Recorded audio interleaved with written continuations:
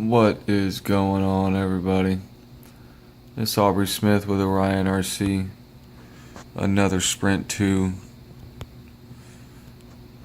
I guess I'm not doing a retune on it, guys. The setup is still the same.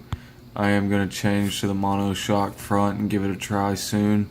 But I'm just essentially giving measurements on rods, upper arms, steering arm to the knuckle, which positions I have my arms in, which holes on the steering arm, which holes on the knuckle, the length of the upper arm, and just going over all the precise and measurement side of thing to try to help you guys achieve. You guys, I've got 80 degrees of lock on a Sprint 2. 80 degrees. I've only got 2 more degrees coming out of my YD2. That's gotta be saying something. You know, I figured something out. I did something right. Whether people want to talk their shit about Sprint 2s or not, that's besides the point to me. I've got a chassis that is extremely well balanced. Amazing damper response, which I'm using the Yokomo stock dampers. Dual coiled in the front to get crazy rebound, and I have a lot of weight in the front of this chassis. Alright guys, I am running a grippy carpet track, so I have slapped over 100 grams on the front of this thing to get 52% front weight. I have not done that with my other chassis. It just seemed to balance out with this Sprint 2 better by getting more weight up front. I have a spacer in the lower arm that is giving me a longer, wider front track width, and those are the things that helped get this chassis sideways on a more or less grippy carpet track. I can't say that this tune is good for other surfaces, but I know the basis of it would get you pretty close, and then damper adjustment and maybe tires, and that should be about it. I think that's all I would have to do if I went to a bigger polished track, was change my tires, which I'm a DS dealer, guys. If you need any tires, get with me. Alright, can hook you up. And I would adjust dampers, you know, if I needed to, you know, possibly open it up to where the rear toe would actually work, because it's got that active toe, smart toe system in it now. But I got so stiff in the rear that it ain't doing nothing. It doesn't work on this track. I just want it to break loose constantly. So let's go over the measurements and everything and see if I can't hopefully point out where I'm marking these measurements for you guys. Okay, so let's start over here. First, this arm.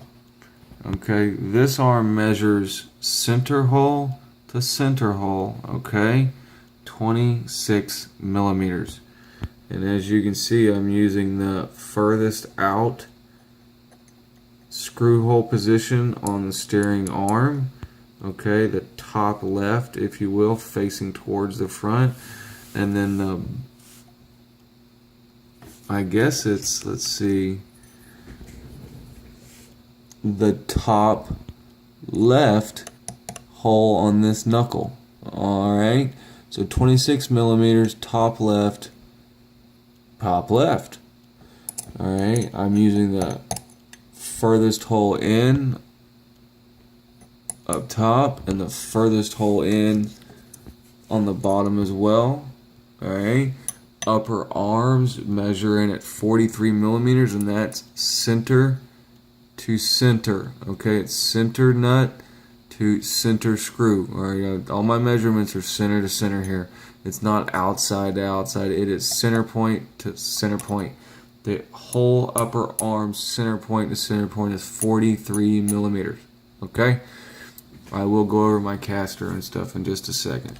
Your inside rod, your steering rod that connects each arm to each other, that is 50 millimeters, and again, it is center point to center point. Okay, 50 millimeters. All right.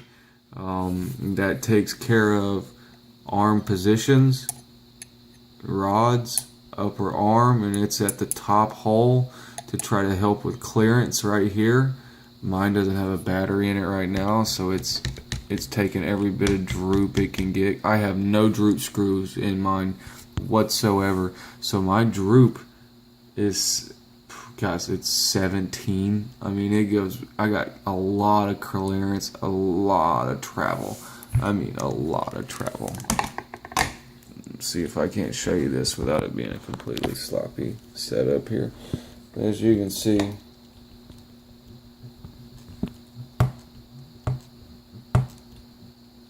I think ride height's usually about right there or so once the battery's in. But buddy,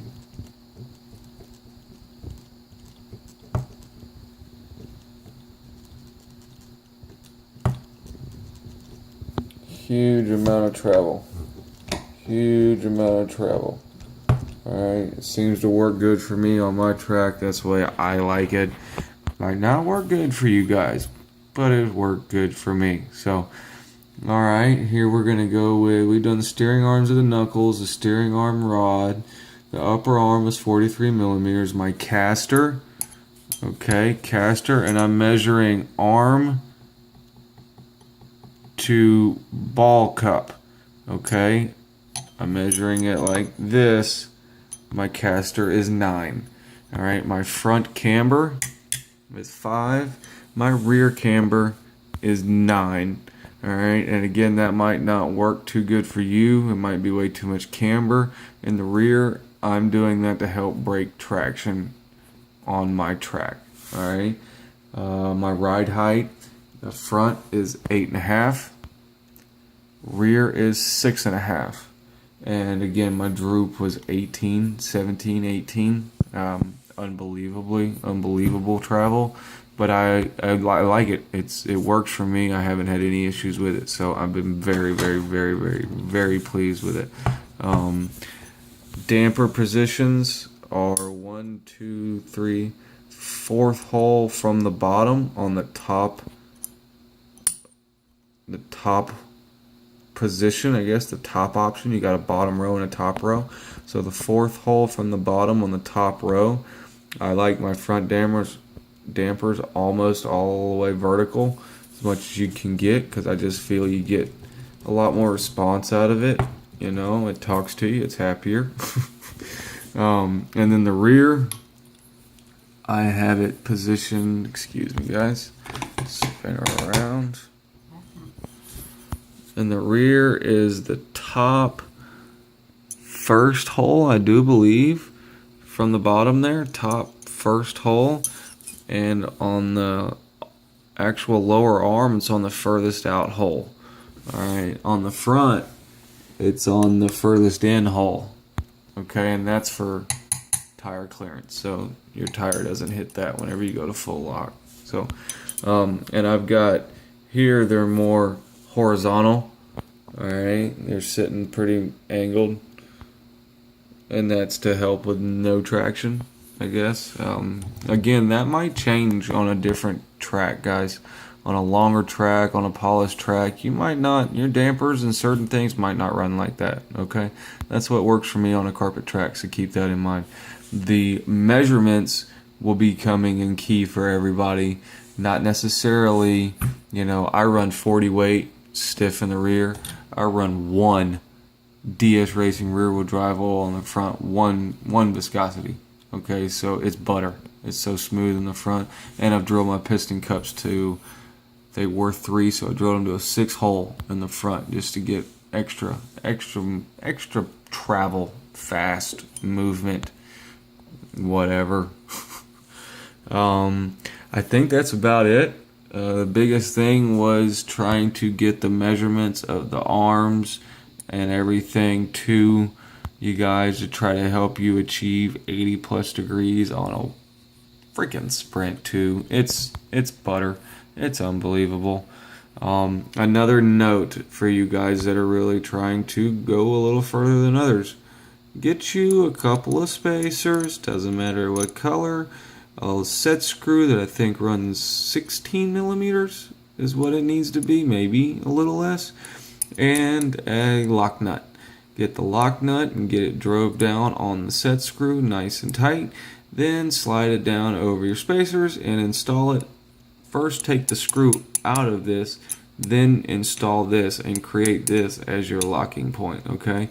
What it's going to do is prevent the play that you're getting out of this, because the only thing that's holding it in, guys, remember, is an M3 screw that's about 6 millimeters long. So that, with all this torque, you'll eventually start to get slop. You don't want slop, put you some spacers in it, with you a nut up here with your set rod, set screw, and drive it down into that spot. Now you get no play in this area. It is extremely smooth. I noticed that I was starting to get a lot of wobble out of this, so when I did that, it eliminated a lot of that. So I don't know, guys. If there's anything else, get in touch with me and I will see if I can help you. Let's get these Sprint2 sideways, man. Sprint2 Nation. Sprint2 Guru. Alright, this is Oryon RC, Aubrey Smith, and I'm about to put a chassis protector on and start on my Eagle that's in pieces. She's in pieces. Pieces. Hopefully, within a week, I'll have her put back together. OCDRC Products hooked it up there. Came really fast with that. Really fast with that. Extremely happy. So, if you guys want to see all my junk real quick before I get off this video, here's a pile of my junk. There's 2 chassis that are for sale. There's my YD2 butter, 2 of my bodies, all my goodie packs, and then, man, my billboards that are getting done, guys. This is the big deal. This is what I'm super excited about. 2 feet long that just fell on the ground. Haha. 2 feet long, man. They're going to be unbelievable. They're going on a piece of wood that I've already got wrapped with white vinyl, because that's a die cut sheet right there. The only thing that's on there is the letters. So can't wait to get those done. I'll show y'all once I'm done. It's going to have a bottom walkway. Everything works. It's going to be sweet. And all my projects, as you can see, I have way too many bodies on the docket. So, you know, whatever on the rest of that, though, man. You guys got any questions, get in touch with me on Sprint2. And other than that, Sprint2 Nation, Aubrey Smith, Oryon RC, out.